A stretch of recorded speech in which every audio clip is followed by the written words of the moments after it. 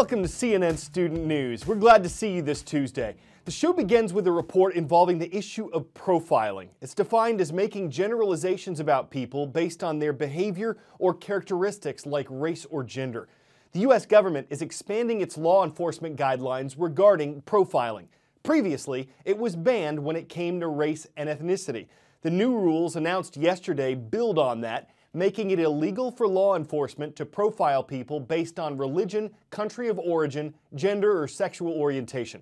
Outgoing Attorney General Eric Holder calls profiling ineffective and says it wastes resources and undermines the public trust.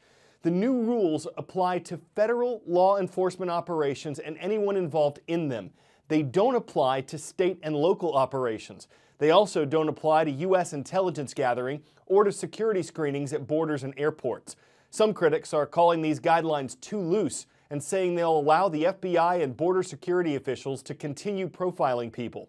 Airline security experts have said that profiling behavior, but not race or religion, can help reduce travel risks.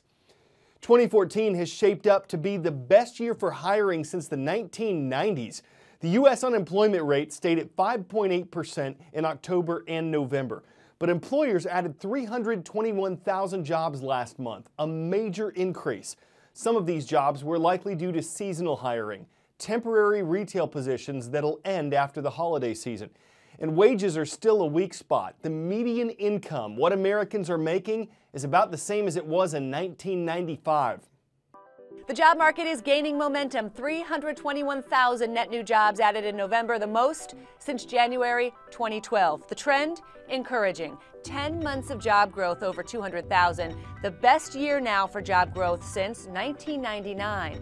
Digging inside these numbers, I see the quality of jobs starting to improve. The first several years of this recovery featured low-paid work. But now the Labor Department calls job strength widespread, spanning professional and business services, retail, healthcare. Yes, the economy is adding fast food workers and low-wage work, but hiring is also picking up in warehouses, factories, office parks, hospitals, and labs. Now, the jobless rate is 5.8%, still the lowest in 6 years. Wages grew slightly in November, but this has been a missing part of the recovery for several years now. Even as demand grows for skilled and unskilled labor, wages have not risen. That makes workers feel this recovery less. On balance, this week taught us a lot about the health of the economy. The best November auto sales in years, record high stocks, very strong job creation, and the lowest gas prices in more than 4 years. All pretty good signs for the American economy and the American consumer. See if you can ID me. I'm a herbivore that's native to Africa and Asia. All of my species are endangered. My order also includes zebras and horses, but I'm by far the biggest mammal in the group. I'm a rhinoceros. Conservationists estimate there are fewer than 30,000 rhinos left in the world today. One big reason for that, poaching, trespassing, and illegally killing rhinos, which are slow to reproduce.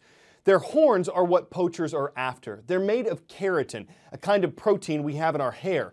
Sometimes they're sold as trophies, sometimes because they're believed to have healing properties.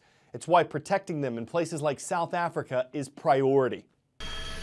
Above a poaching hotspot, a veterinarian takes aim. This is a dart gun. His goal is to save, not to slaughter. A flash of pink on the rump. The hit's good. On the ground, a veterinary team stand by, wary around the stunned animal, ready with a blindfold as the drugs kick in. So the rhino is darted with a mix of an immobilizer and a tranquilizer, and it takes about 3 to 5 minutes from the time it's hit to get it on the ground, and from that moment on, the process is incredibly fast. Oxygen tubes to help with the breathing, and the horn is microchipped. And crucially for South Africa's anti-poaching endeavours, DNA samples are taken. If the animal does get poached, you can actually take a piece of the horn and then link it to a specific carcass. Then another shot to partially reverse the anaesthetic. This is clearly one of the most critical moments to get the rhino up using its own body force. Having given it a partial reversal of the tranquilizer, we have to make sure that we don't get in the way. The team haul the rhino to its feet. and it takes the few ginger steps towards the trailer, which will carry it to safer ground in a more intensively protected zone in the Kruger National Park. This is why. Just a few miles further north, a rhino carcass lies where it was shot some 10 days ago now. The forensics team have had such a backlog of poaching cases, it's taken them till now to get here. We suspect that they shot it from over there in Mozambique. Kruger National Park shares a 350-kilometre border with Mozambique. This shabby wiring right beside the carcass, all that separates the two countries.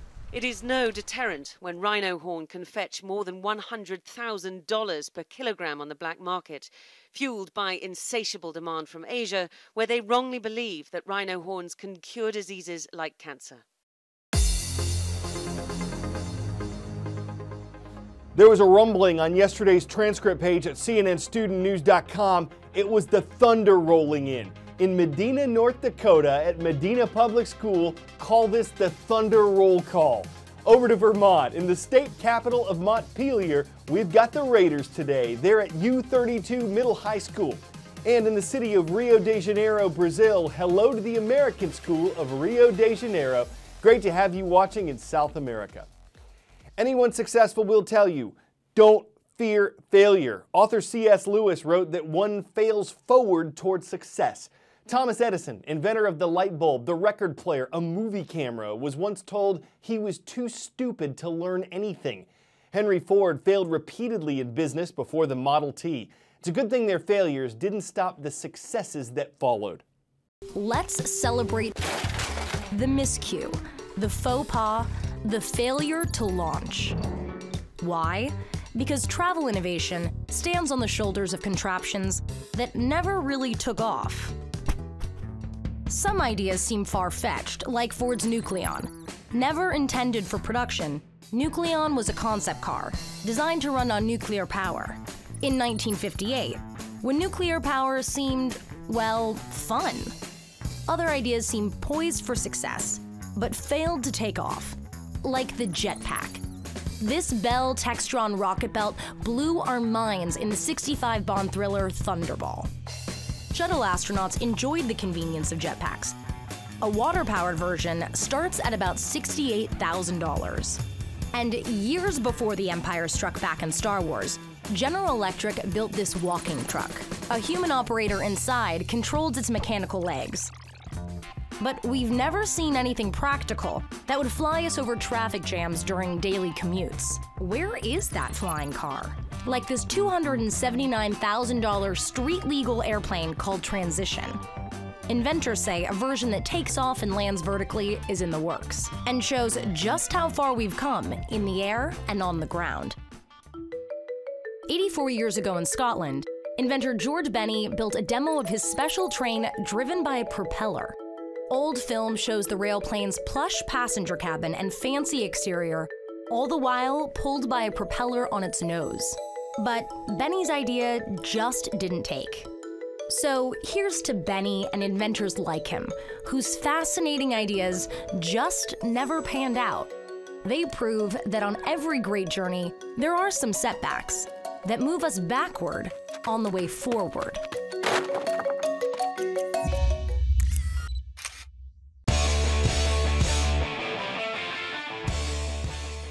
Pudding. It's not just for dessert, it's for racing. The Great Christmas Pudding Race is an annual event in London. Contestants get dressed up in costumes, or at least seasonal sportswear, and then they hurry their way through a gauntlet of obstacles and challenges, all while trying to keep their pudding in place. The event raises thousands of dollars for cancer research, and no matter who wins, everybody gets pudding, which is really the icing on the cake. It's not a cakewalk. The pound cake becomes ground cake unless they bake it to the finish line, putting pudding on firmer footing, putting up with ups and downs of pudding's ups and downs in order to get their just desserts. I'm Carl Azus with a sweet conclusion to today's show.